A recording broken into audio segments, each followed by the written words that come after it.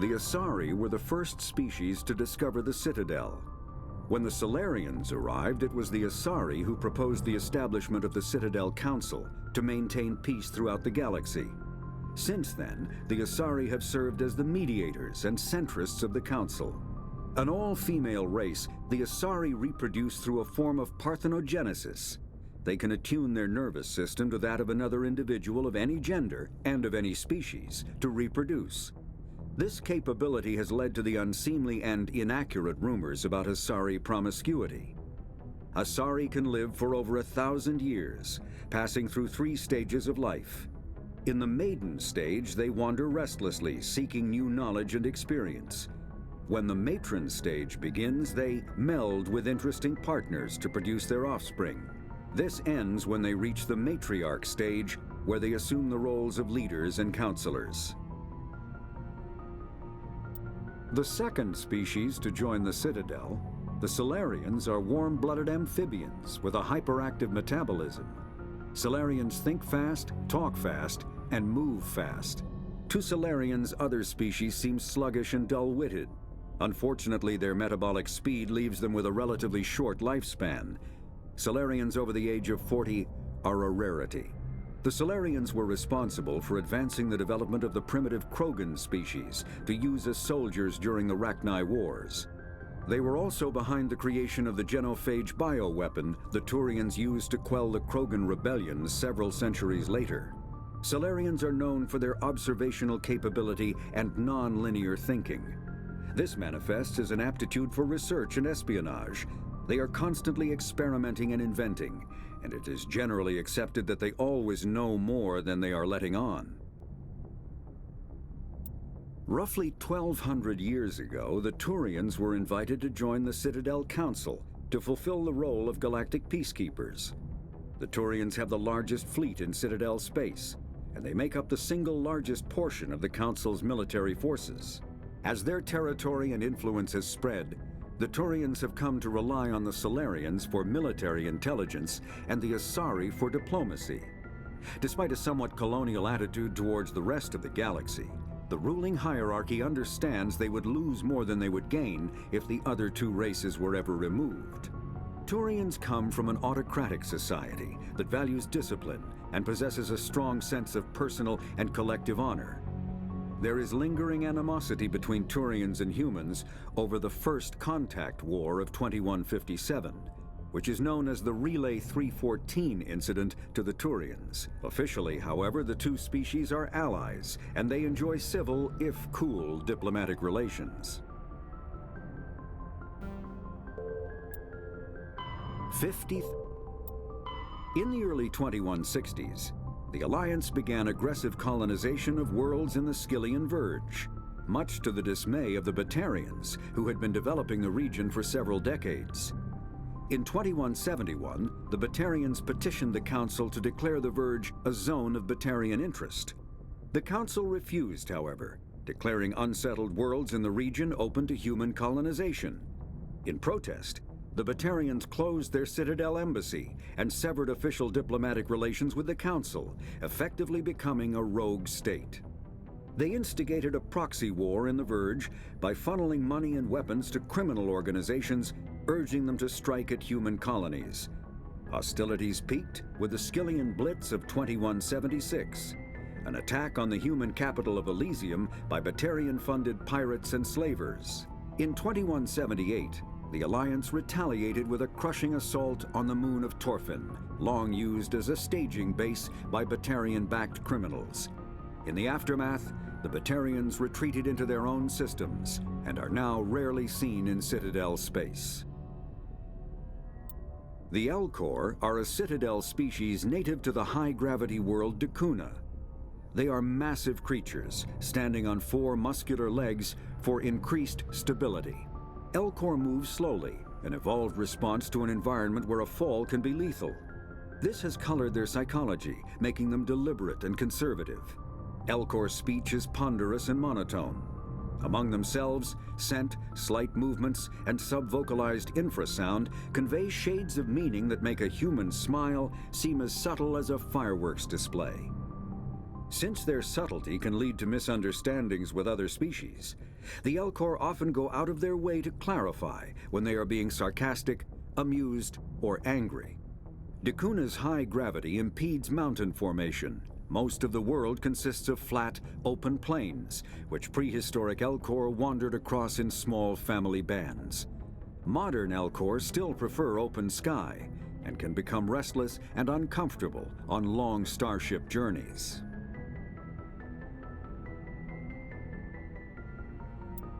The Geth are a humanoid race of networked AIs.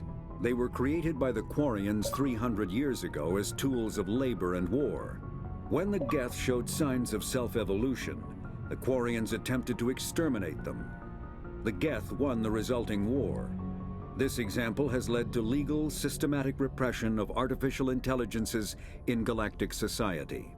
The Geth possess a unique distributed intelligence.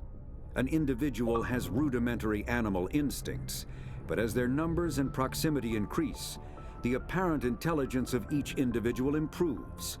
In groups, they can reason, analyze situations, and use tactics, as well as any organic race. Geth space is located at the trailing end of the Perseus Arm, beyond the lawless Terminus systems. The Perseus Veil, an obscuring dark nebula of opaque gas and dust, lies between their space and the Terminus systems.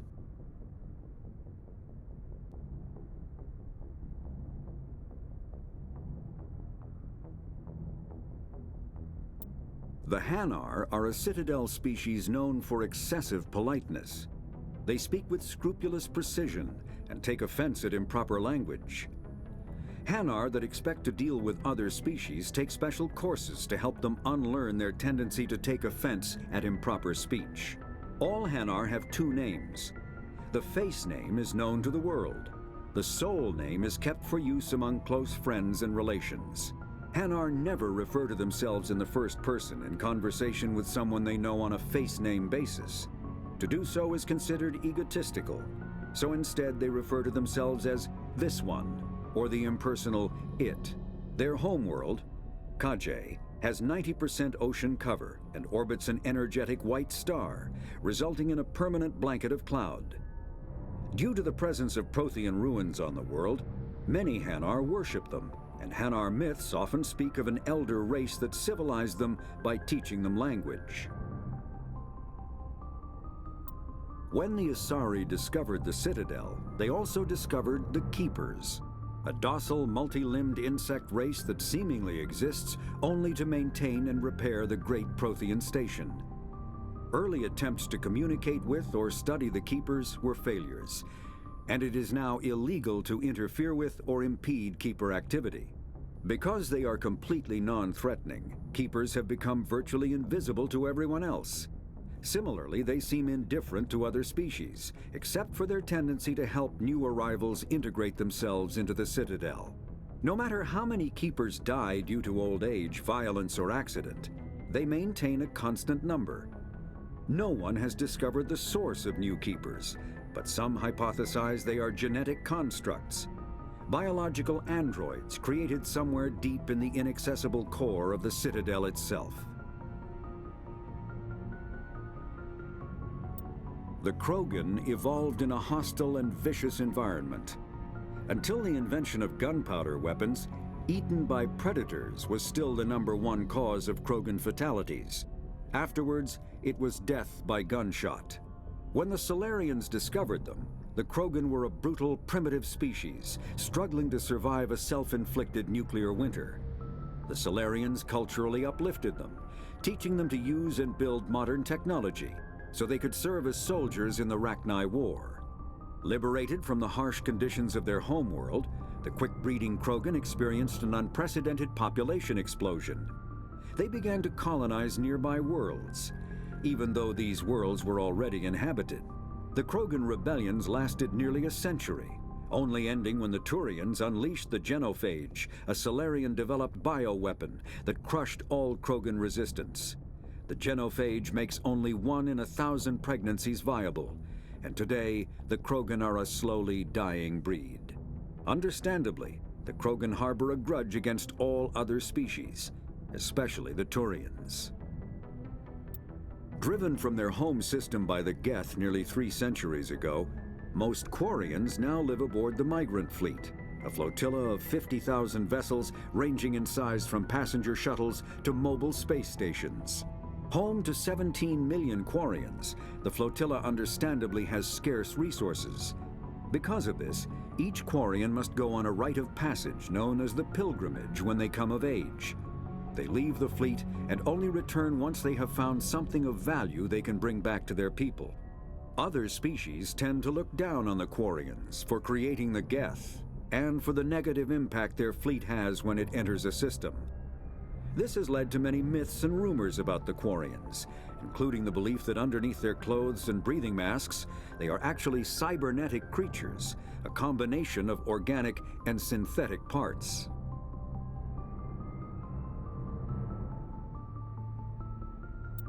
The Volus are a member species of the Citadel with their own embassy, but they are also a client race of the Turians. Centuries ago, they were voluntarily absorbed into the hierarchy, effectively trading their mercantile prowess for Turian military protection. Erun, their homeworld, lies far beyond the normal life zone of its star. However, the world has a high-pressure greenhouse atmosphere that traps enough heat to support an ammonia-based biochemistry. As a result, the Volus must wear pressure suits and breathers when dealing with other species, as conventional nitrogen-oxygen air mixtures are poisonous to them, and in the low-pressure atmospheres tolerable to most species, their flesh will actually split open. Volus culture is tribal, bartering lands and even people to gain status. This culture of exchange inclines them to economic pursuits. It was the Volus who authored the Unified Banking Act, and they continue to monitor and balance the Citadel economy.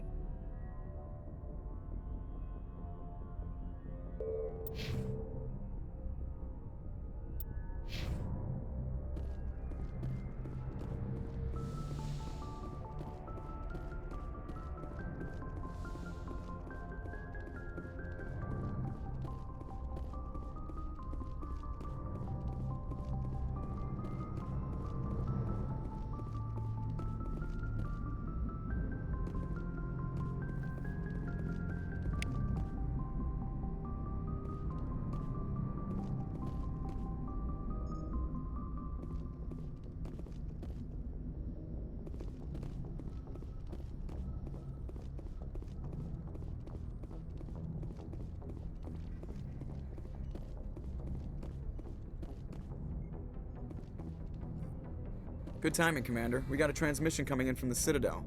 Top priority clearance. Is it the ambassador? It's not his signature. I think it's from the Council. I'll patch it through to the comm room.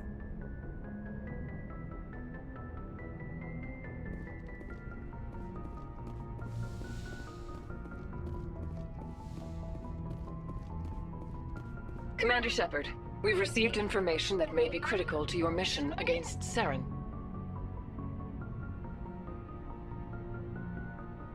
What kind of information? We've received an urgent message from one of our infiltration regiments in the Traverse. You mean spies? Spectres tend to attract attention, Commander, but they are only one arm of the Council. Special task groups are often a better option for monitoring developing situations. We currently have several infiltration units scattered throughout the border regions of Citadel space. This particular unit was gathering intel on Saren. What did they find? Unfortunately, the message we received was little more than static. The infiltration team must be in a situation where they can't set up proper interstellar communications. But the message was sent on a channel reserved for mission-critical communications. Whatever they were trying to tell us, we know it was important. Considering your interest in Saren, we thought you might want to investigate this. Find out what happened to our team. The signal originated from the planet Vermeer. I'll look into it. The Council prefers not to become involved in the specifics of Spectre activities. We only want you to be aware of all your options, including Vermeer. Good luck, Commander Shepard. We will keep you advised if we learn anything else.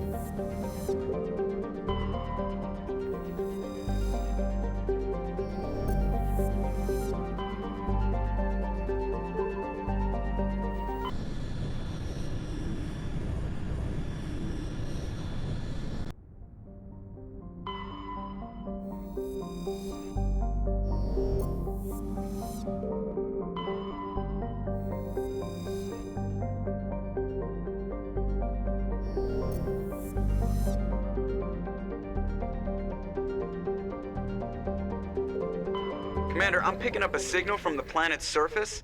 It looks like an automated distress beacon.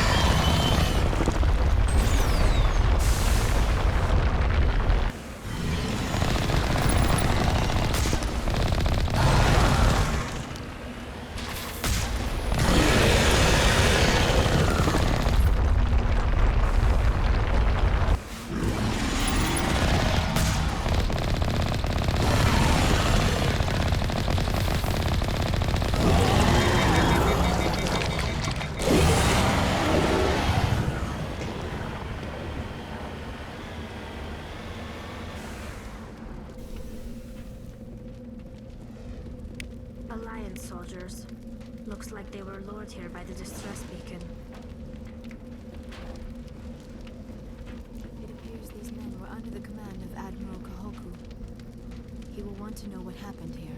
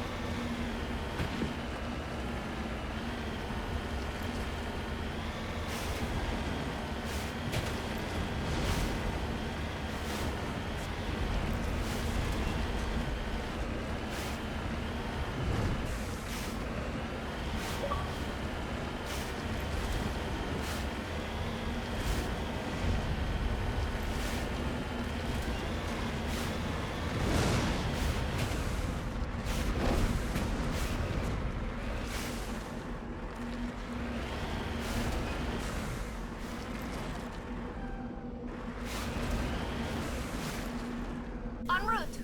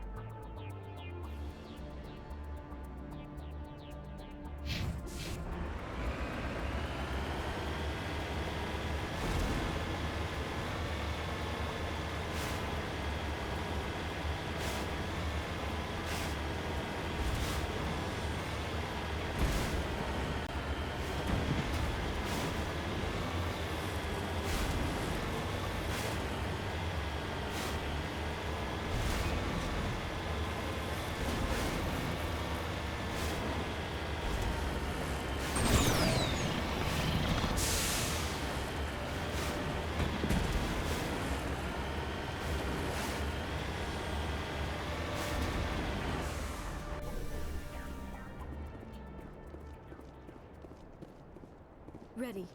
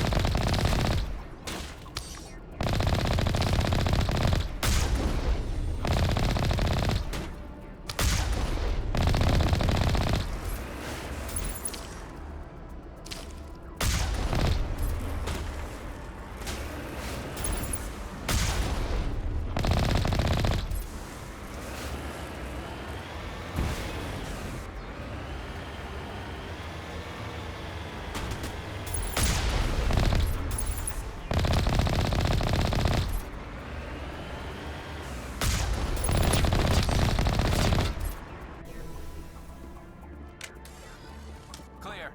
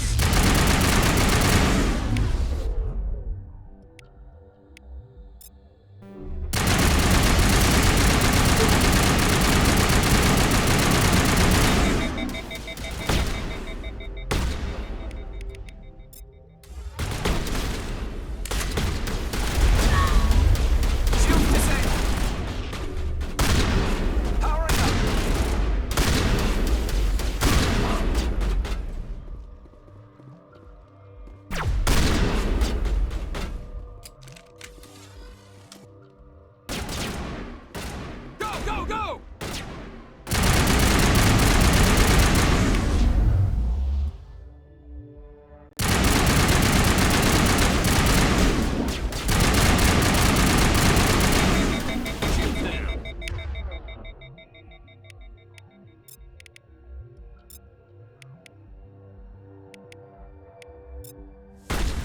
Stay down!